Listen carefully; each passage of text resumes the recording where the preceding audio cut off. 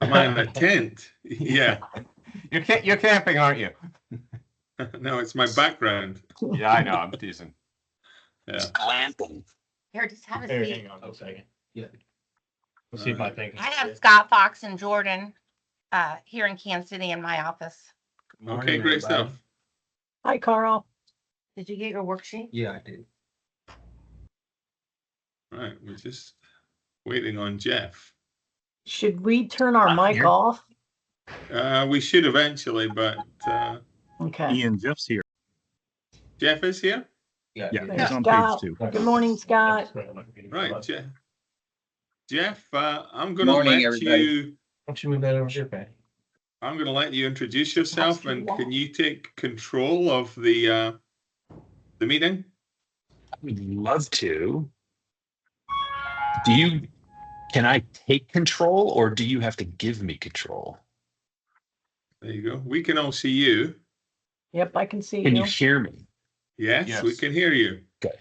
So I am happy to take control. I can share my screen. It looks like somebody is recording. I Yep, will that's, record this as well. We've got Troy recording for, Cool. he's going to put this up on IFG University every session that we do. Awesome. I will, obviously I've given introductions by email, but everyone meet Jeff. We've been working with Hi, Jeff for Jeff. the last few months. Without further ado, I'll let Jeff explain what we're going to do today and what we're going to do for the next few weeks coming on. So hopefully everyone will have some fun. We'll add some value to our sales professionalism. And at the end of the day, we'll be better for it, both as individuals and as a group. So over to you, Jeff. Cool. Thank you for that introduction, Ian. I'm really excited to get this kicked off. Ian, you and I have been talking since the springtime about this, and we've spent a lot of time. I have worked with Brett, I've worked with Scott, I've worked with Dupree, I've spent a lot of time with Ian, really trying to make sure that we can put together a program that is well tailored to the needs of this organization across the organization, right? Because we've got a lot of different companies, we've got companies in different time zones. Everybody's rolled up under this innovative food service group umbrella, but the various individual needs of your markets are real. And important and valid. And so we've spent a lot of time tailoring this program, and I'm really excited to finally kick it off. So one of the things that I want to do as I share my screen here today, starting with a question that I ask every one of my clients when we start, and that is, what is your why? And I asked you all to do some homework. I don't know how many of you did this homework, and I'm not expecting everybody to do this homework, but what I alluded to in the video that I sent you all was that you're going to get out of this training what you put into it. And so even if you spent just a few minutes looking at that set of questions, thinking about that set of questions, we are going to get a lot further in this engagement if we can understand exactly what your real motivation is. And everybody's here to make money. I get it. And everybody's here because they love what they sell. You wouldn't sell what you sell if you didn't love it, because you do have options. But what I've learned over the last 10 years of training sales teams in so many industries I've lost count is that your best customers buy from you for very similar reasons to why you work at the company you work with. And so when we roll through, what I call the 7 steps to sell like you, step 1 is to know yourself. And part of knowing yourself is understanding where that internal motivation comes from. The next part of knowing yourself is knowing what you bring to the table and how that benefits your best customers, which is what we're going to spend time on the next session. But today's session is going to be all about, again, what is your why? Why do you believe in your company? Why do you believe in what you sell? Why do you believe in yourself? Why do your best customers buy from you? And or I'm sorry, why are your customers better off for buying from you? And then why do your best customers buy from you? And so I want to open up this discussion today in a very collaborative manner and discuss the answers that you all have to those questions. And the thing that is really nice, particularly when we have a disparate group, geographically speaking, is that we start to realize that we have a whole lot in common, even though we didn't know. Sometimes you make those assumptions, but they're not always, you don't always feel comfortable about those assumptions. But you start to realize that we have a lot of common ground and a really strong foundation to build upon. And that's why I like kicking off these engagements this way. But before we get into the discussion, I want to just lay out a few of what I call rules of engagement. I'm going to ask that for the next 54 minutes, you're here with us. I know it's a Friday. I know you all have accounts to call on. I know you all have orders to take. I know you all have new accounts to break into. But this training over the next several months is going to be really valuable to you. There's an investment that's been made. There's certainly an investment of time that's been made to make sure that this is appropriate and that it is relevant to you in the field. And we've taken great care to make sure that that happens. So we believe that this is going to be worth your time. The way you get the most out of it is meeting us where we're at and making sure that you believe it's worth your time as well. I also want to call out that your ideas mean something and you're not wrong. I've been doing this for a long time.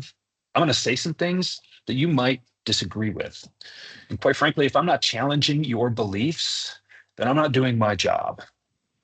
However, your experience, your history, the way that you have approached your job for the last, I don't know, however many years you've been in this role or your career, it absolutely means something and it is valid. If we do not completely agree or if we do not see eye to eye, I believe that that's an opportunity for us to work together to find some clarity and get a little bit closer to the truth. And when we get that better understanding of why things happen, why things occur the way they do, I think we all get a little bit better. And that's how we become better sales professionals, is understanding the why behind how these decisions are made. So if you have some kind of a disagreement, I believe that you are right. I also believe that I am right. So let's find some common ground there. And I say that again because I am requesting, insisting, in fact, in your candor. Please speak up. We have split this project into two cohorts to make each room size on alternating Fridays like this manageable so that, look, we can speak candidly, we can speak freely. And I would even invite you to interrupt me if you need to, because it's really important. It's important to me, not so much that we get through every slide of every deck, but that what we get through on a session by session basis, you understand, believe in, and can go and implement in the field right away. With all that said, we're all here to grow. Please respect the environment. Chit chat, table talk. There's direct messaging going on behind the scenes right now. I know because I've been in enough of these meetings. I appreciate that, but let's make sure that we remember that we're here to learn and we're here to grow. And this is the environment that we're going to do that. This meeting could not have been a memo. I also, Ian and I have talked about this. The leadership team that I've worked with, we've talked about this. It is a lot less expensive to listen to a podcast. There's a lot of stuff out there on YouTube. There's a lot of stuff that could have just been sent. Here you go, read this on your own time. But this is a collaborative environment, and there is an enormous amount of opportunity in front of us. I know that this has been, the last couple of years have had some ups and downs, but working with Ian, it really feels like the ship is on the right track now, and we're here to add some rocket fuel, to this vehicle here. Right. Let's see where this can go. And I believe there's a tremendous opportunity out there in front of us, and we're here to make that happen. And then the last thing, and Ian alluded to this before as he introduced me here, but if we're not having fun, we're doing it wrong. Right. So, let's joke a little bit. Let's laugh. I'll also ask, there aren't very many people here with their cameras on. That might be a function of where you're at. You could be in your car driving somewhere. If that's the case, please do not turn your camera on. I do not need to see the roof of your car, and I don't need you looking at me if you should be looking at the road. But if you are in a place where you can put your cameras on, then I would appreciate that. The other thing here is I am looking at a screen with a bunch of names on it. And as we go through these questions, if I don't get volunteers, I will volunteer people. So I'm looking, as I ask these questions, I'm looking for people to participate. And I'm hopeful that people are able to come to the microphone, even if they are driving, and contribute to this discussion. So if there are no questions, then I am excited to keep moving forward. So here's my first question, and this is the first question in that exercise. Given that you can sell anywhere, yet you work here for a reason, why do you believe in this company? Would anybody like to kick this off?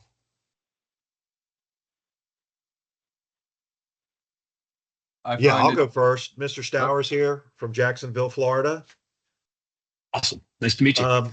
Yeah, nice to meet you. Just a part of my title is chain accounts, so that's kind of what I do, Jeff. But why do I believe in my company? I just put a couple of things: trust, open communication. I respect my colleagues and the leadership, and I feel supported. When you say open communication, what does that mean? What does that mean? That I can pick up the phone and get answers. From people inside your organization, like all the way, like you can get Ian on the phone and Yes. get answers. Okay, Absolutely. Yes. cool. Open communication. What was the very last thing you said? It was something about support. Yeah, just feel supported. Can you give me a little more color on that? You know, people care when I have requests. Just good collaboration. You know, the company spends money, spends capital to support these customers and to get to get these things done. So it's just a feeling of support. Love that. Love that. Thanks, Mel. Appreciate that. Who else would like to add to that? For me, it was a matter. This is Doug over at Intedge. It was a matter of. Hey, Doug. Hi. It's a matter of culture. It just felt like a progressive culture that you could work in and not be, criticized with a strange idea or anything like that. You're given the ability to try stuff.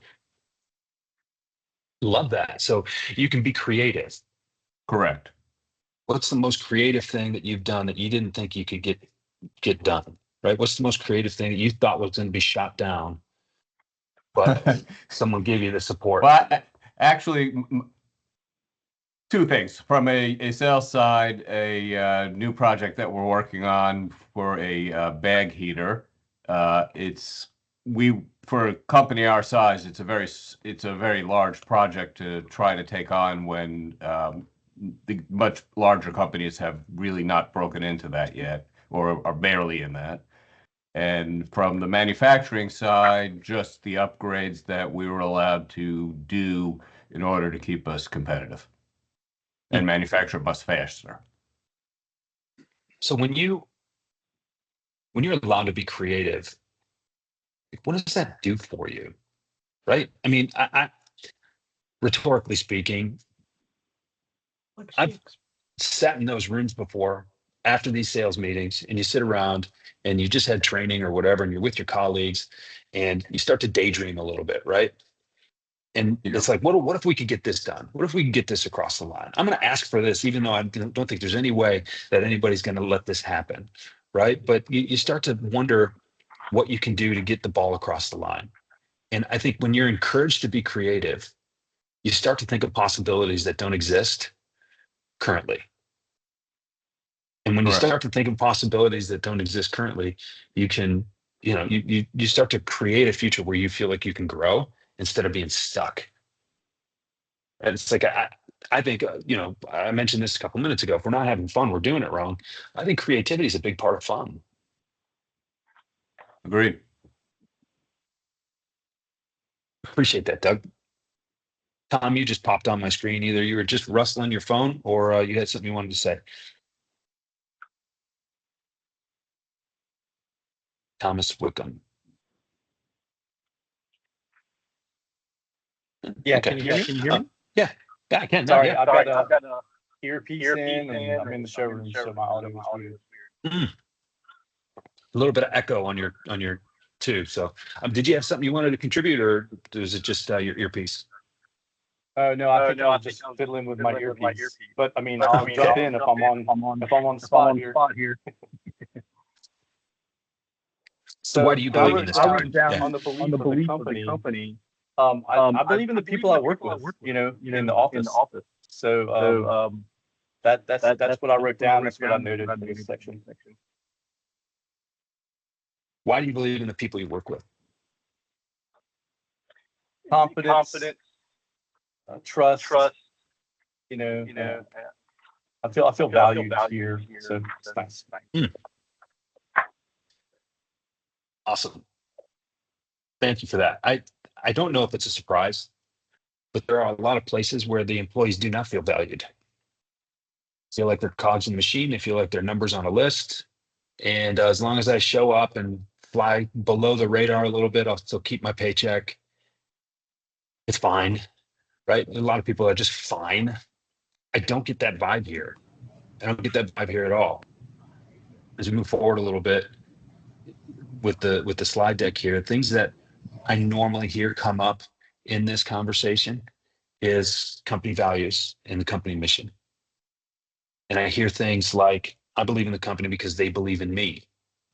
And Thomas, you said, I feel valued here. I feel like the people I work with can be trusted. I feel like, a couple of people so far have said, I feel supported. There's open communication. What I hear when, salespeople tell me that they've got the line to the CEO if they need it, that tells me that everybody feels like we're on the same team, we're on the same page, and we're all trying to get this thing going. It is sad to me how often that's not the case.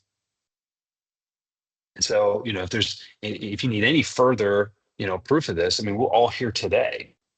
This was, a heck of an undertaking to gather everybody around, make sure that, and it's my job now to make sure you all feel like I've put something together for you, that will resonate with you. But there have been, great lengths have been gone to make sure that this is something that is going to support you and help you make more money. You're going to be out in the field. You're going to be able to do more of what you want to do. You're going to be able to do it while providing a ton of value to the people you care about. And it's because this company cares about you. Before I move on to the next question, does anybody have anything else that they'd like to add? Yeah, I was going to say, this is Mr. Stowers here again. I was going to say that you can't do this job, Jeff, in a bubble. I mean, I don't want to, I've heard the term, it takes a village, but we're true dream makers. People are investing, we're providing a service that franchisees and restaurant operators are spending millions of dollars to get things open and to get things, and it's you just can't do it. It takes a team to do it. So it's hard. At least I find it hard to fly under the radar. When there's just so much collaboration going on and making these projects, taking it from a dream state to a drawing to a physical building. Not to get on a high horse or anything, but just, yeah. Well, no. Well, here's the thing, and let me ask you really quickly here. Would you like me to address you as Mr. Stowers or Mel? No, Mel's fine. That's just okay. Yeah, I've heard Mr. Stowers a couple of times, and I don't. So okay, no, I'm good with that. No, but thank you for that contribution. Because here's the thing: get on that high horse. This session is about getting on that high horse. Because you know what? The internet doesn't have a high horse, and I think we need to. Or the internet's high horse is price and availability and the illusion of good service, right? But what we do here is that the high horse that we get on needs to matter to people more than it does right now. So please, by all means, get on that high horse and make it higher. That's what we're trying to do here. Yeah. So no, I absolutely appreciate that point of view. And it sounds like you're picking up what I'm laying down with the point of this exercise. So thank you very much. Next question. Why do you believe in what you sell? Let's hear from someone we haven't heard from yet.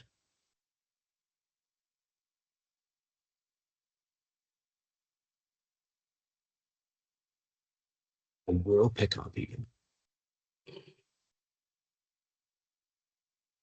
Carl's giving me the side eye. Carl Stanley, I'm going to ask you. How do you believe in what you sell? I was side-eyeing my answer sheet there.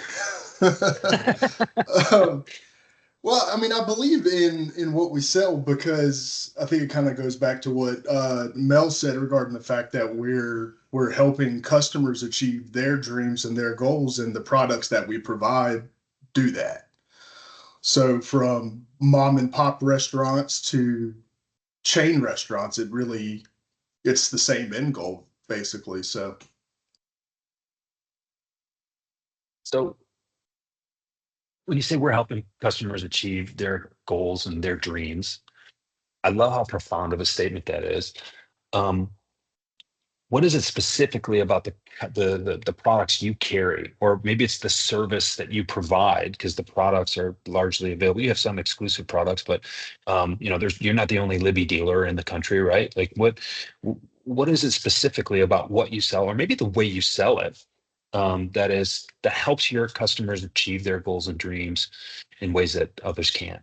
well, I would say it would also come down to not just the products that we sell, but of course how we sell it and our suggestions from the experience that we've had with Mm, products and how they're tailored towards the customer. So, just for example, I was talking to a customer yesterday. They were looking for, now this was for a residence, but at the end of the day, they were looking to put a prep table for cleaning fish and they wanted to go outdoors. Well, the model the customer was looking at was a galvanized legs and galvanized mm. base. So It's I not going to let work her outside. know that's not going to work outside. So I went through and walked her through the reasoning and why she would want an all stainless unit and this, that, and the other. So it's not just the products we sell, but how we sell them and the experience that we bring to the table when we're dealing with the customers. Mm. Thanks, Carl. Appreciate you being on the hot seat. Who else wants to add to that? Jeff, I'll jump in on that. Cool. I think that a lot of the stuff we bring to the table as the non-internet people is the knowledge that we bring as a whole. So again, everybody refers to them as customers. If you're in the Florida market, we look at them as partners. We look at protecting their money, their investment, protecting the overall outcome of the project. We try not to oversell, but we definitely strive not to undersell. So we understand the performance levels that they need, how quick they need recovery on certain items. I think those types of things really set us apart.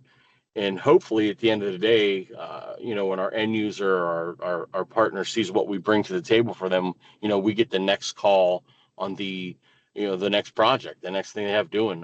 Prime example is we have one, the barbecue place that we're working with. It started out in the Tampa market. It started out in the Tampa market like almost 15 years ago. And then here we are today. We're going out to Vegas and we're doing 2 other locations. So, that's another tool that I really think we bring to the table that's, strong in our industry.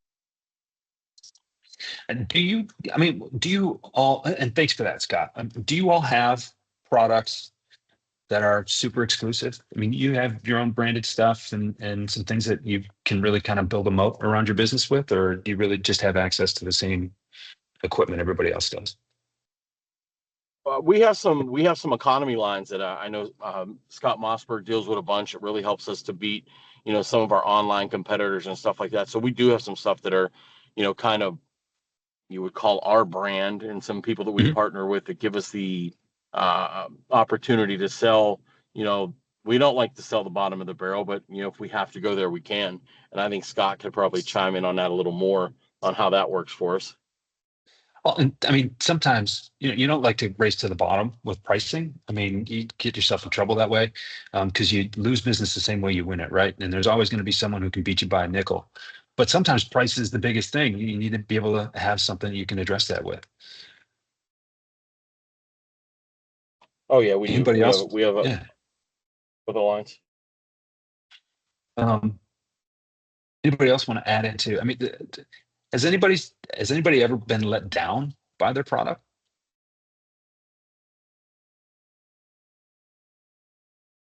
Every day we have issues. So I do that every day.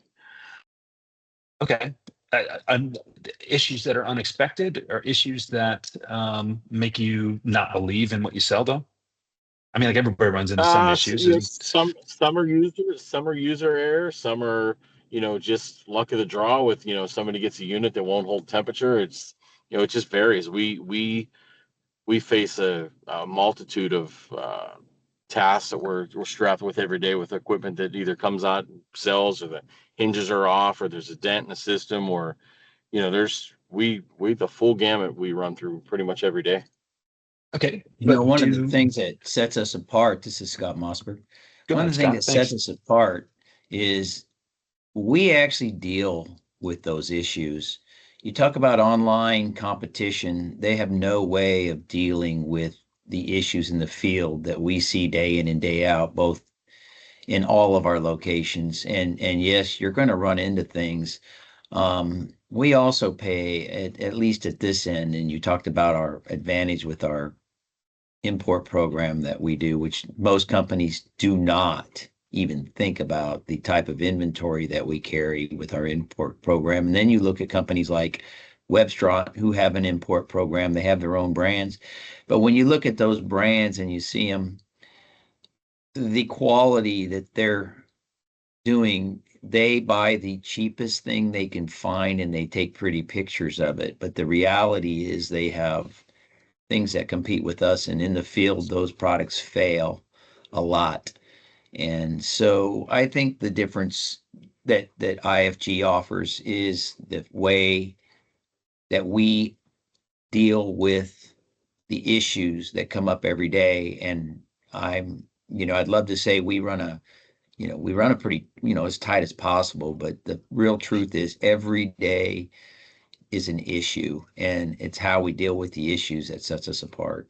I think that's what Scott Hall was alluding to in some of the things, and then the quality standards that we try to follow versus buying the cheapest stuff we can find just to dump it on the market to make a buck, and then not having any recourse. As far as customer calls up and says they've got a failure, what is a company in Lancaster, Pennsylvania going to do for a guy in Topeka, Kansas? Not a damn thing. So, I mean, it's kind of one of the things that we do. And thanks for pointing that out, Scott, because that's exactly what I'm getting at here. And the service and the way you can leverage those opportunities to, really do right by the customer. That's clear, and that is really important. And that actually gets a couple of questions ahead of us. But for this, particular aspect, it's like, how do we stand out from the competitors? Well, we have some stuff that most everybody else has. We also have some stuff that's really unique to us. We solve problems for customers in ways that Webstaurant can't. Right. And we're getting at the heart of the issue here. It's not always about price. Look, price is a factor. And I know one of the issues you run into is you educate your customer just enough to have them go buy from somebody else. Right. And so we have to have some boundaries there. And we're going to talk about that in a few weeks. But the idea here is that you do something unique, you do something valuable, and it means something to the people that it needs to mean something for, right?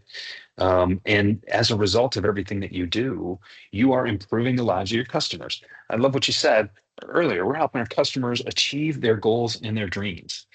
I think that the restaurant business, and I mentioned this in the video that I sent to everybody, but the restaurant business, every dollar feels like it's make or break. The margins are not great when you factor in all the waste and everything else. I've spent a little bit of time working in the restaurant industry when I was a kid, so it doesn't count for much, but like I know about all the stuff that goes on, and there's a bunch of food that's wasted, and the prices are out of control. And I mean, you can't change your menu prices as often as your suppliers are changing their prices. I mean, it's a tough go. You provide support and meaningful service and meaningful expertise to people who need it, because they're clawing and scratching to your point, achieve their goals and their dreams, because they just want to help people too. Webstaurant says they get it. Scott, I love what you said there. They just take pictures. They find the cheapest thing they can, and they take really pretty pictures of it, right? It's like, come on. And so what we're establishing here over the next couple of months is, look, here's what we do. Here's why we're different. Here's why you can count on us. And here's what you can expect to get in return. And that is a very powerful promise that we need to make. And what we're doing today is underscoring all the reasons that you can feel comfortable making that promise. This takes us to the next slide. Why do you believe in yourself? I think of all the questions on that list, and doing this for 10 years now, all the questions on that sheet, this is the toughest one for people to answer. So who wants to take a crack at it in front of everybody?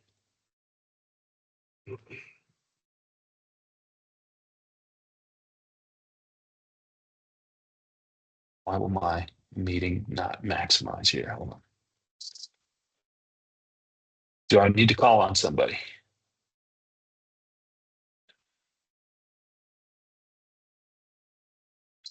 All right. Jeff, I can see your screen perfectly. Okay.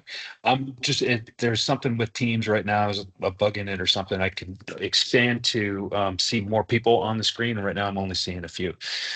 So Ian, let me ask you, since you spoke up here, I'll let you kick this off. Why do you believe in yourself? Ooh, that is a difficult question. I think partly because, the experience I've gained in the various industries I've worked in, that in my role allows me to try and think about all aspects of the business. So definitely experience is there. And I also think, the trying to continue to learn. I mean, I learn new things every day. I learn new things about the business. I learn new things about the industry. So I think that's a sort of motivator for me to continue to be, try and be as best as I can. So I think it's that blend of experience and always being curious about how we can either grow the business or grow the profitability of the business from my perspective. I love that you mentioned curiosity there. You've obviously succeeded in the past. We've not talked about this specifically, but you've failed in the past too, right? Oh, absolutely. Mm-hmm. Yeah. And so to be able to bounce back from that failure, right? When most people answer this question, the first thing they come to is, well, I'll tell you, actually, the first thing they come to is something else that I'll address in a minute. But what people eventually come to is, you know what? I have succeeded in the past, and I know I can succeed in the future. And a few of them will say, you know what? Because I've failed in the past, and I'm still here. And yeah, I think you get a resilience built in. You do definitely get a resilience as to not succeeding, and sometimes you don't succeed in a big way. But I think that to some people, and I'm one of them, it's a little bit of a battery charger for me. That it's a bit like the word no. Sometimes it makes you more determined to say, yeah, I can do it. So there's a little bit that re-energizes you. There's also a lot of self-reflection that you need to do, because you do make mistakes. Even when you're successful, you're still making mistakes as you move through. But I think when you particularly have a bad success, a bad failure, should I say, you do have to reflect to say, hey, how would I do things differently? Or how would I react differently in that situation? So yeah, it's tough when you don't succeed, but you have to sort of recharge and say, okay, and reset. How am I going to do it this time? So well, and that's what struck me about the term curiosity that you used. And one of the key tenets of curiosity that most people don't really recognize is that you can't be curious unless you're willing to be wrong. If you had it all figured out, there's nothing to be curious about. And so when something clearly doesn't go the way you want it to, that aspect of curiosity allows you to sit and reflect, okay, what would I do differently next time? What could I have done differently last time? Where did I make this mistake so that I could, avoid making that mistake, or that I can avoid making that mistake in the future? And that is something that I think sometimes flies in the face of the confidence that salespeople need to have in order to succeed. You have to be confident enough to go out and do things that most people don't want to do. Every single one of us has knocked on a stranger's door, often more than once. We don't know what's going to happen. And most people would shy away from that. Most people do, which is why there aren't very many people out there who can do what we all do in this virtual room today. But when you combine that kind of determination, that kind of confidence, that kind of belief with the curiosity that says, I wonder what the best way to do that is. And maybe it's different than the way I tried yesterday. That's really powerful. So thanks for sharing that, Ian.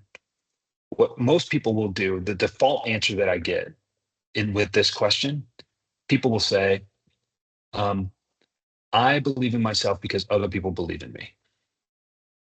And I say that's a cop-out. Of course, other people believe in you. Good. But why do they believe in you? Let's not brush past this answer, right? This is a really important question to be able to answer, because you got to look in that mirror every day and you got to leave the house knowing that you can make something happen. And if you, well, let me say it this way, the more clarity you have around why, the easier it is to keep doing it every day. Because we've all had those times, oh, the summer's slow, or, you know, this period of time, no one's buying, or the economy, or this, or that. You know what? Everybody is operating under those circumstances. And the ones who believe that they can make something happen with what they've got are the ones who continue to succeed over and over and over again. So who else wants to share? Ian was willing to share. He's sitting in the big chair, so we'll give him credit for that. Going once, twice. All right. Dupree, I saw your name on here earlier. Why don't you share with us why you believe in yourself? I'll give you a second to come off mute here.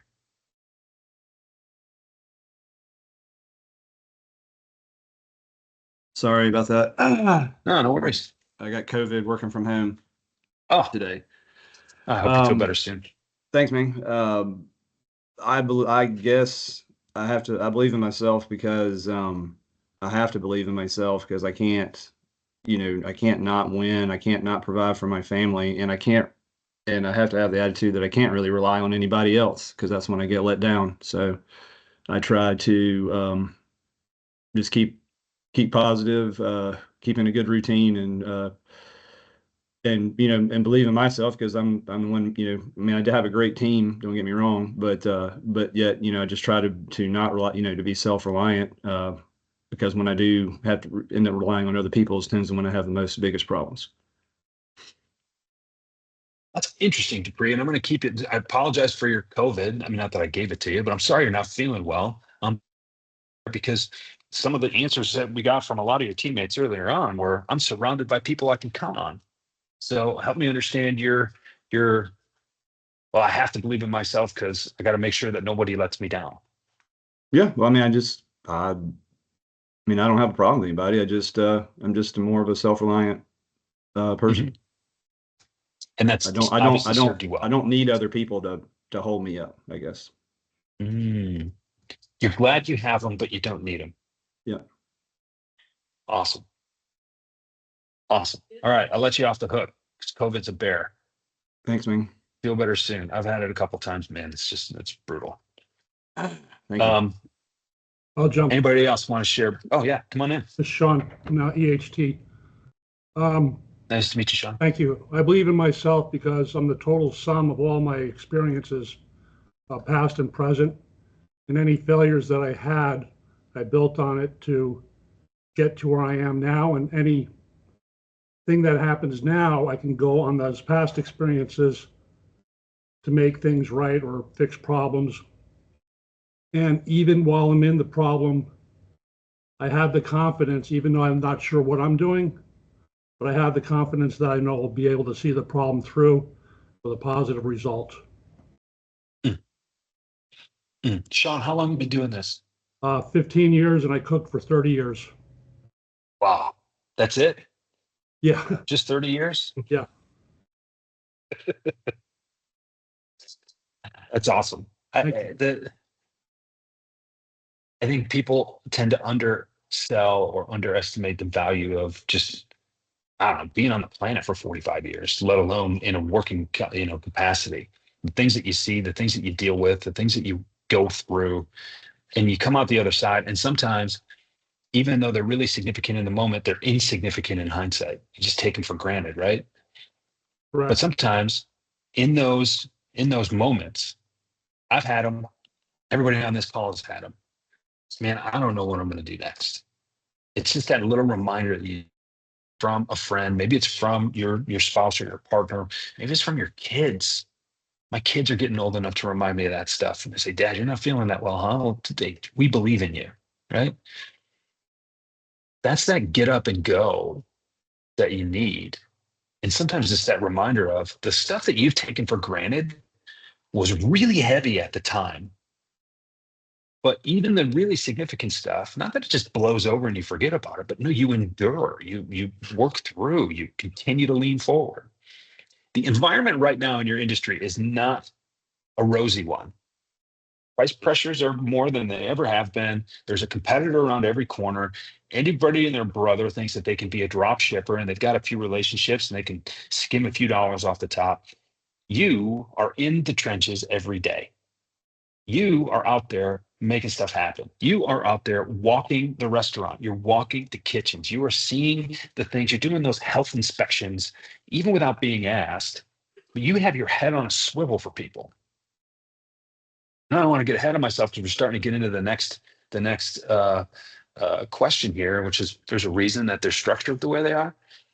But like, you're out there doing things that other people don't do because you have earned the right to know how to do them. And by that, I mean, you've had the successes, you've had the failures, you've had those situations where it's like, yeah, I learned a lesson there that's going to help me in the future and it's going to help all my customers in the future. Do not underestimate the value of that, even though it is the first thing you were going to take for granted. So thanks for that, Sean. I appreciate it. I'm gonna stop my share here for a second and see if I can I'll reshare here so that let's see if I can get my functionality back for Teams. I love technology and I hate it all at the same time. Oh, there we go. Okay, so the next question. And if the last question was the hardest one to answer, this one's probably the most important one to answer. But why do you believe your customers are better off for doing business with you than anybody else? Because we protect their investments and we look out for their money. Like I said earlier, it's a partnership, not a customer. We look for partners. Yep, you called me on that when we were sitting in the boardroom down in Tampa a couple of weeks ago. You're like, Jeff, you stop calling them customers, they're partners. Get with it. It's like when I was working in restaurants when I was a teenager. So we don't have customers here, we have guests, right? I mean, it's a hospitality thing. It's a whole mindset around that. So thanks for bringing that up, Scott. It's why do our and for next week's session, I'll strike through the customer part and put partners in there in the slide. But there you go, my man. Good. Love that. That mindset for starters is a huge part of it. Who else? I'm looking at Sherry with a bright green couch behind her and a fake background. Unless that's a real background, then I'm super impressed. You're on mute, Sherry. Hi, Sherry with Intedge. Good morning. And Mark put that on there for me. O'Rourke. I got something different, but he wanted this. But I like yes, it one way or the other. Thank you. Well, I believe, in outstanding customer service, competitive pricing. You got to believe in your company so you can build a loyal, customer base. Oh no. But I do know that you have to believe in yourself and what you do. Why are your customers better off for working with Sherry than with anybody else? Well, they know I'm dependable. Mhm. I give excellent customer service. And I try to do the best I can when it comes to competitive pricing. Mhm. I just try to provide value, and that actually builds then loyal customer relations. Mhm. And before I let you go, what's in your experience, what has helped you build the most loyalty? Well, just meeting with the individuals and working out situations that need to be resolved. And like I said, a great customer service, that background behind us, a great company that we can trust and count on, just as we can count on our coworkers. You're starting to weave all these together, Sherry. I love it. It just leads to better relationships and continued sales. What I heard there was, I listen, I solve problems.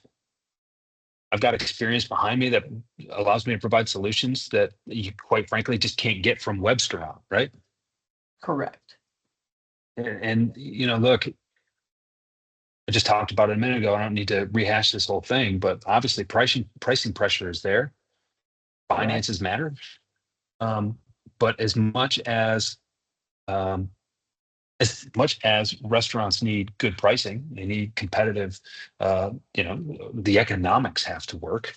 They also need partners who have been there before and who can provide them with solutions. Because I'll tell you what, life is a team sport, let alone business, which is even more of a team sport. How are you doing it?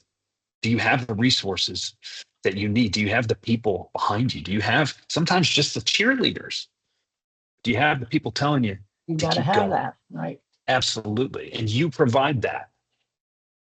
I An do the unnamed best I competitor can. on the internet doesn't, right? Exact. Yes. Awesome. Thanks, Sherry. You're welcome. Anybody else want to answer this question here? Let me prompt you a little bit. What we're talking about here is differentiated value. Again, you provide a lot of the products that your competitors provide. You provide a lot of, solutions that they can find elsewhere.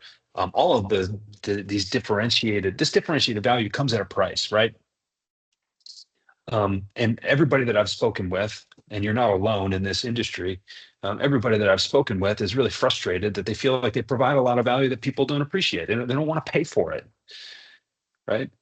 But when we can articulate this value, this is why I ask these questions, why we keep working through them. We articulate it.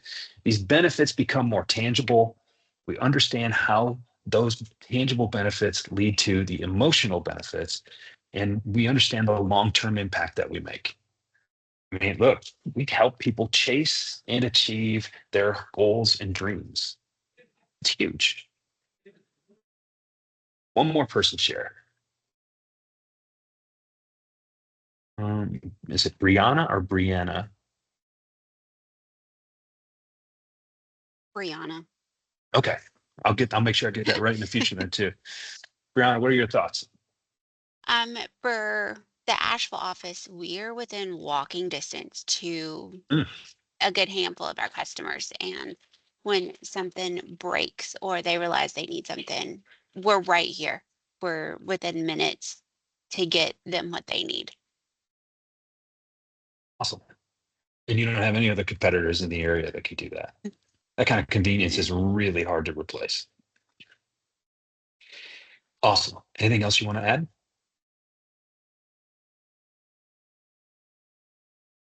Cool. I'm gonna move on to the last question here. And I have an asterisk next to this one because it's kind of a trick question. And the reason it's a trick question is because if you haven't asked, then you don't really know. If I lined up 100 salespeople and asked them, why do your best customers buy from you? 5 would know because they asked. 15 would guess right because they're pretty good salespeople. They've got industry experience. They're, the intangibles are there. 80 would be surprised to find out the real reason. And I've actually got part of a module that will discuss how to have these kinds of conversations, because they're tricky conversations to have because you have to get vulnerable with people, right? But the key to those conversations is being willing to let your guard down so that your customers can let their guard down. And when they can let their guard down, they give you the information that you really need in order to not only make sure that you are continuing to serve those customers the way they want to, or the way they have become accustomed to, but also it gives you the direct language to go find more customers like them. And again, I'm not here to teach you how to sell to your existing customers as much as I'm here to give you the tools over these next several sessions to grow this business.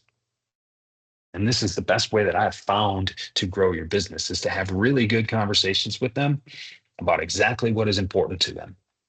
And those 80 people out of 100, they would be surprised that the reasons their best customers buy from them are not printed on any brochure, in any catalog, or on any website.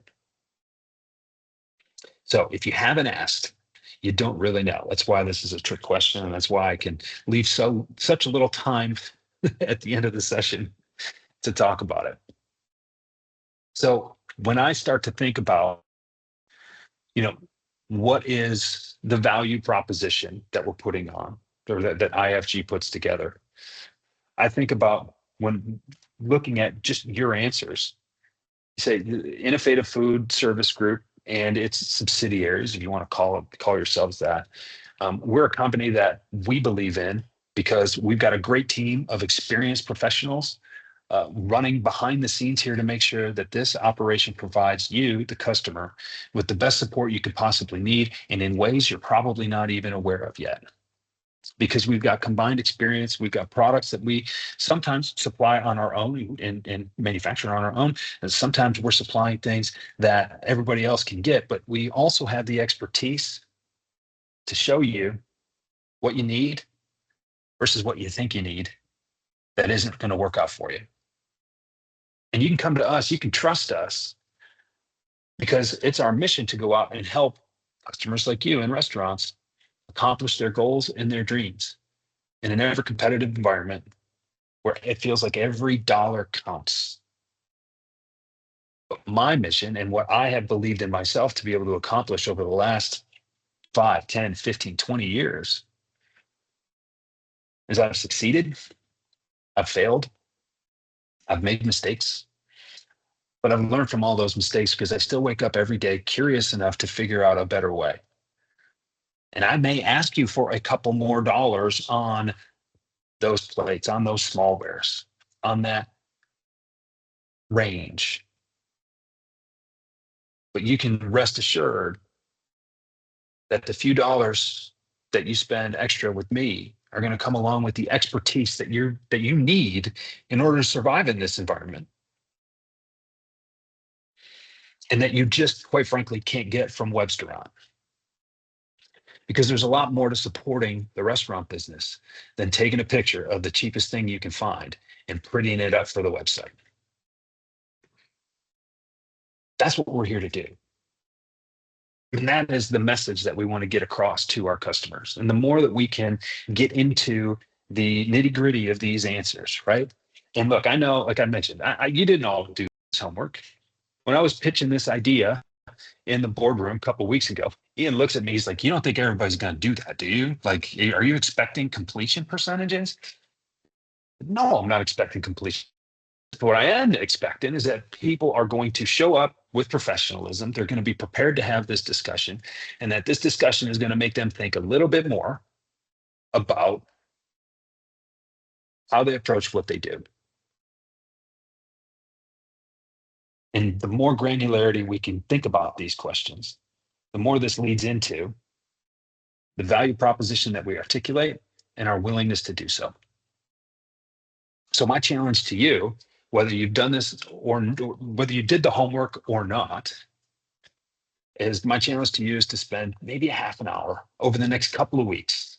Maybe it's just 5, 10 minutes with each one of these questions do one a day for the next week. But think about this, not because some guy who was brought in to train salespeople said you should do it, but because you recognize that the value of articulating these answers is that you will be able to better articulate the value proposition to your customers going forward, which means more growth, more revenue, more loyalty, and a lot more wins. It's a lot more fun when you're winning. Even when Dupree, I'm proud of you for putting your camera on, having COVID, certainly wasn't going to expect that, but thanks for showing up here and believing in this project.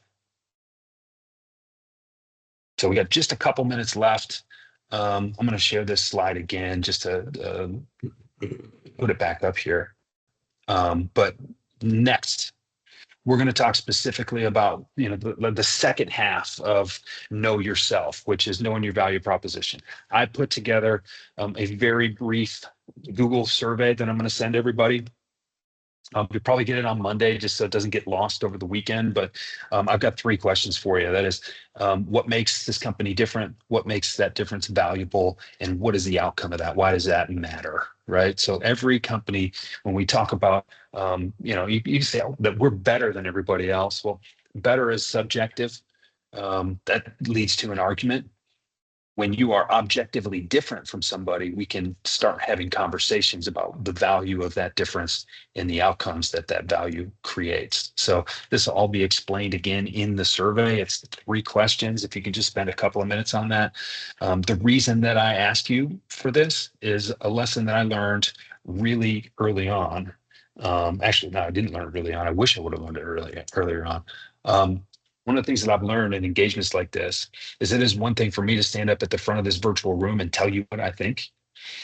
It is much more impactful and much more valuable when the group that I'm working with feels like they have a voice in it and feels like they think they can participate in it. So I'm inviting you to participate in some of the tailoring of this engagement, particularly from a value statement or value proposition standpoint. So there will not be homework with every session, I promise that. But as we get going here, I want to make sure that you feel like you can influence this a little bit because it's important. You need to feel a part of it if you're going to use it. And I'm not here to just talk. Again, podcasts are free. So any questions before we break for the day? Awesome. Ian, do you have any thoughts? Thanks, Jeff. Parting thoughts? No, someone was about to speak there, Jeff, so I'll let them do that. Yeah. I just want to say thanks, Jeff. Appreciate it. Hey, before we sign off, Jeff, that's a great first session. I know that there are a lot of really good sales professionals on this call that haven't spoken yet. And I know that you really want to hear from them in the coming weeks. I'm not going to name names, but there are a lot of really good salespeople out there with a lot of experience that can help their other colleagues. So I think hopefully the next time we meet, rather than pick on me, because I'm the fill-in, that other people will be willing to come forward and share their thoughts and their experiences and their ideas. Because I can see from this list we have a lot of great sales professionals that have probably listened intently, but would love to get their views. But hey, thanks for a great first session. And thanks to everyone for participating. Our next one for Team A is in 2 weeks, is it? I think so. Yeah, the 29th. Yeah. Yeah. Yep. Yeah, we'll see you all in a couple of weeks. And yeah, Ian, I'm just going to chalk up, a couple of people were shy because I'm the new guy. That's probably what it was. Yeah. That's why people didn't speak up. Right.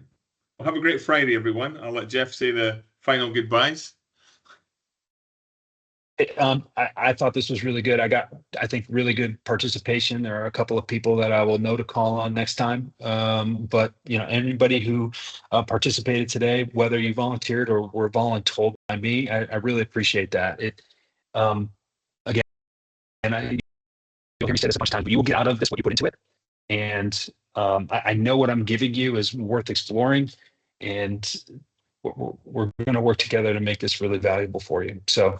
I'm really excited about where we're going, and we're going to add some rocket fuel to this this sales organization here. So I'm excited about what we're going to do together. So thanks for a great first session, and I'll see you again in a couple of weeks. And if you do have any questions, everybody's got my email address. It's just jb@jeffbajorek.com.